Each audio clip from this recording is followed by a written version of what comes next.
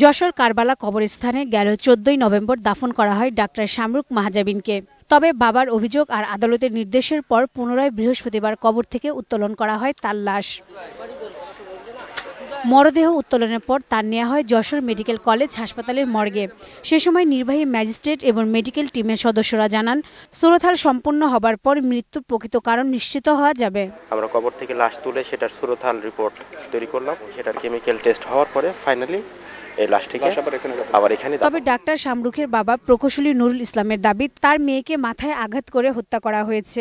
আগেরবার ময়নাতদন্ত প্রতিবেদন আত্মহত্যা উল্লেখ করায় এই মামলা প্রবাহিত হচ্ছে বলেও দাবি করেন তিনি। মামলাটা প্রবাহিত গোড়ার থেকে করা হচ্ছে, এটা তো বলার কোনো না হলে প্রবাহিত না হলেই এই দেশের প্রশাসন এটা মামলাটা এক জায়গা থেকে আরেক জায়গায় স্থানান্তরিত করলো।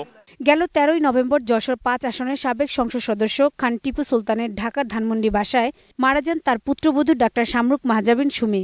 এদিকে কথা সাহিত্যিক হুমায়ুন আহমেদের ধারাবাহিক নাটক এসব দিনরাত্রির টুনি চরিত্রের অভিনেত্রী নায়ের সুলতানা লোপার লাশ ফের ময়নাতদন্তের জন্য বৃহস্পতিবার বিকেলে রাজধানী বনানী কবরস্থান থেকে উত্তোলন করা হয়।